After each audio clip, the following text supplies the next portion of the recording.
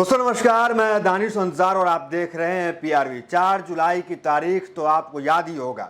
4 जुलाई वो तारीख थी जो दिल्ली से एक नेता अपने समर्थन के बदले का हिसाब लेने गया था। अपने समर्थन के बदले वो तमाम हिसाब, वो तमाम पोल पट्टी लेकर के गया था, तमाम बड़ी लिस्ट लेकर के गया था जो उसके समर्थन के बदले उसे चाहिए था। वो नेता आंध्र प्रदेश के मुख्यमंत्री चंद्रबाबू नायडू।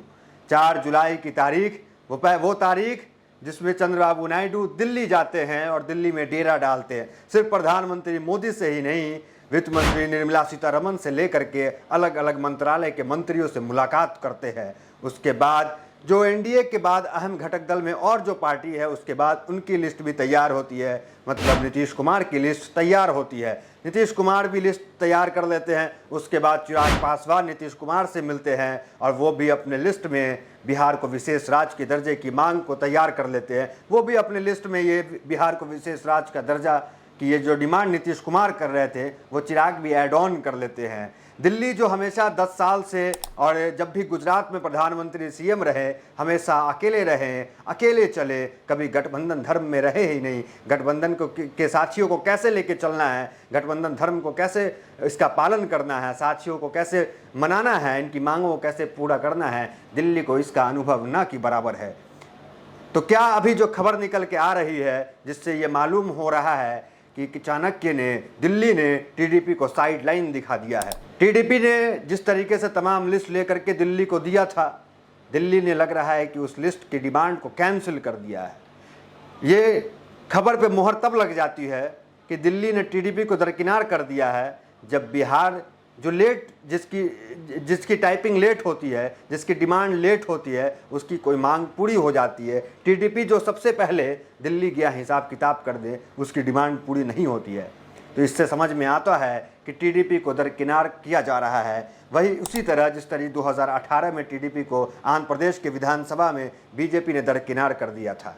उस वक्त भी यही हुआ था कि आंध्र प्रदेश के मुख्यमंत्री उस वक्त के चंद्रबाबू नायडू अभी भी मुख्यमंत्री हैं, उन्होंने आंध्र प्रदेश के लिए विशेष राज्य का दर्जा मांग लिया था और ये न देने के कारण बीजेपी अलग हो गई थी, अलग चुनाव लड़ी थी, टीडीपी अलग चुनाव लड़ी थी। लेकिन इस बार वो जो लिस्ट है जो चंद्रबाबू दिल्ली को सौंपे थे और उनको न मिल करके नीतीश कुमार को जो मिल गया, नीतीश कुमार की जो अनुमति दे दी गई, नीतीश कुमार को जो पास कर दिया गया बिल, इससे ये समझ में आता है कि दिल्ली नीतीश को तो साथ लेके चलना चाह रही है लेकिन चंद्रबाबू नायडू को कहीं ना कहीं दरकिनार कर रही है। आंकड़ों का गणित आगे क्या है उस पर भी बातचीत करेंगे। उससे पहले क्या कुछ बिहार के लिए जो है केंद्र ने स्वीकृत कर दिया, उसकी चर्चा एक बार कर लेते हैं। बिहार के लिए 2 इकोनॉमिक जोन की मंजूरी जो है केंद्र ने दे दी है। नीतीश कुमार हालांकि लेट डिमांड किए थे लेकिन नीतीश कुमार को मंजूरी मिल गई। नीतीश कुमार की जो डिमांड है वो धीरे धीरे और बढ़ रही है। दबाव तो बिहार की तरफ से ज़रूर आ रहा है, लेकिन ये जो खबर है कि टीडीपी को साइडलाइन किया जा रहा है, टीडीपी की बात नहीं मानी जा रही है, उसके पीछे का एक कारण है। ऑपरेशन लोटस पे भी हम एक बार जाएंगे जो अमित शाह का बहुत ही फेवरेट विषय है। ऑपरेशन लोटस से पहले आपको एक गणित बता देते हैं कि किस तरीके से जो है एनडीए जो है टीडीपी को साइडलाइन कर रही है, क्योंकि एनडीए के पास बहुमत है।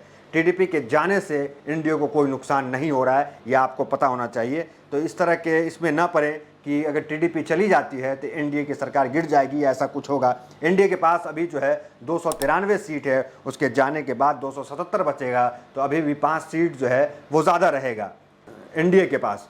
तो इससे समझिए कि सरकार जो है वो स्थिर रहेगी, सरकार चलेगी। लेकिन वो जो 5 सीट है उस 5 में अगर कोई उल्टा पुल्टी करने की कोशिश करे तो ऑपरेशन लोटस आंध्र प्रदेश में भी चल सकता है। इस तरह की चीज़ें खबर में जो राजनीतिक पंडित है वो बता रहे हैं। जो चंद्रबाबू को नायडू की जो डिमांड थी वो डिमांड की लिस्ट इतनी बड़ी थी कि केंद्र जो है उसे स्वीकार करता नहीं दिख रहा है। जो आपको पता है पोलिवरम प्रोजेक्ट, आपको पता है चंद्रबाबू नायडू जो है वो नई राजधानी बसाना चाह रहे हैं, आंध्र प्रदेश में नई राजधानी बनाना चाह रहे हैं, क्योंकि तेलंगाना से अलग होने के बाद स्थिति राज्य की बहुत ठीक नहीं है और विशेष राज्य की दर्जे की मांग पे चंद्रबाबू नायडू अड़े हुए हैं। लेकिन उसके पीछे का एक सत्य ये भी है कि विशेष राज्य का दर्जा यूं ही किसी राज्य को नहीं मिलता है। विशेष राज्य का दर्जा उन राज्यों को मिलता है जो राज्य जो है पहाड़ों से ढका होता है, जो जिस राज्य में पहाड़ होती है, जिस राज्य में सूखा ही सूखा होता है, उन राज्यों को विशेष राज्य का दर्जा दिया जाता है। नॉर्थ ईस्ट के कई राज्य हैं, असम वगैरह, तो उसमें कई राज्य में जो है विशेष राज्य का दर्जा मिला हुआ है। लेकिन ये देखना मुश्किल लग रहा है कि बिहार और आंध्र प्रदेश को विशेष राज्य का दर्जा मिल जाएगा। आने वाले समय में बिहार में भी चुनाव है, नीतीश कुमार की एक अलग मजबूरियां हैं कि वहाँ भी विशेष राज्य का दर्जा मिले, ताकि आने वाले चुनाव में नीतीश कुमार को फ़ायदा पहुँचे।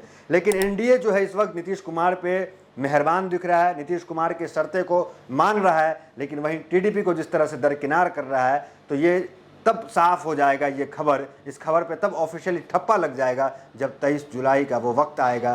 23 जुलाई का वो वक्त जब निर्मला सीतारमण संसद परिषद के बाहर लाल बैग लिए दिखाई देंगी। उस बैग में क्या कुछ आंध्र प्रदेश के लिए है, क्या आंध्र प्रदेश के लिए वो सब कुछ है जो टीडीपी मांग रही थी, या बीजेपी एनडीए के लिए माफ़ कीजिएगा जेडीयू के लिए क्या कुछ है जो जेडीयू लगातार मांग कर रही थी। जेडीयू की मांग की लिस्ट जो है वो धीरे धीरे बढ़ती जा रही है। आपको पता है 23 जुलाई जैसे जैसे नज़दीक आ रहा है, जेडीयू की लिस्ट की मांग जो है वो बढ़ती जा रही है। अभी 48,000 करोड़ की जो मांग है वो जेडीयू ने कर दी है, वो बजट से पहले की बात है। आंध्र की भी वही स्थिति है, वो भी मांग कर दी है। तो जेडीयू ने क्या कुछ ऐड ऑन किया है उसकी एक बार चर्चा करते हैं। देखिए, जेडीयू की जिस तरह से बजट नज़दीक आ रहा है, जेडीयू जो है वो अपनी मांग को बढ़ाते जा रहा है। विशेष राज्य का दर्जा का तो अलग वो डिमांड था, लेकिन उसके बाद भी जो मांग की लिस्ट है वो बढ़ती जा रही है। लेकिन 9 एयरपोर्ट हो गया, जो कहा जा रहा था कल तक जो है कि 7 एयरपोर्ट है, वो 9 एयरपोर्ट हो गया। 2 बिजली परियोजना, जिसमें आपको हमने बताया कि केंद्र ने दोनों इसकी मंजूरी दे दी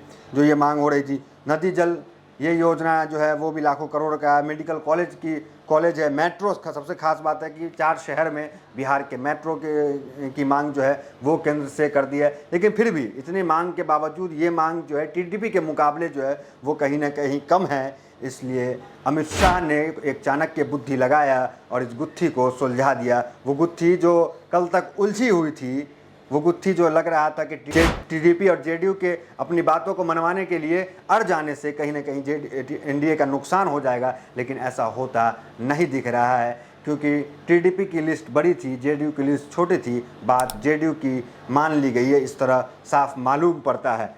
तो देखना दिलचस्प होगा कि 23 जुलाई को जब बजट जो है वो पेश होगा, उसमें ये साफ हो जाएगा, ऑफिशियली मुहर लग जाएगा कि टीडीपी कहाँ खड़ी है। क्या टीडीपी 2018 की तरह अपना रास्ता अलग कर लेती है, या जेडीयू या फिर एनडीए के साथ बरकरार रहती है अपनी शर्तों पे, या अपनी मांग में 19-20 अगर होता है, जिस तरह 1 लाख करोड़ की मांग है, अगर वो मांग घट करके ये 10-20 हज़ार करोड़ केंद्र अगर देता है तो वो उस पर मान जाते हैं, नहीं मानते वो तो वक्त बताएगा। क्योंकि मैं इसलिए कह रहा हूँ कि केंद्र का जो देश का जो बजट है वो उतना नहीं है। देश जो है 168 लाख करोड़ के घाटे में चल रहा है। तो आगे जो तस्वीर निकल के आएगी, तो एनडीए का भविष्य क्या कुछ होगा वो 23 जुलाई को तय हो जाएगा। यूँ कहें कि 22 जुलाई की रात जो है वो क़यामत की रात होने वाली है, और क़यामत की रात टलेगी और जब दिन का सवेरा होगा, सूरज निकलेगा, उसके बाद सब साफ हो जाएगा कि एनडीए में कौन है कौन नहीं है, और एनडीए का भविष्य भी साफ हो जाएगा। फिलहाल इस वीडियो में इतना ही, मिलता है अगली वीडियो। तो बने हमारे साथ। बहुत बहुत धन्यवाद।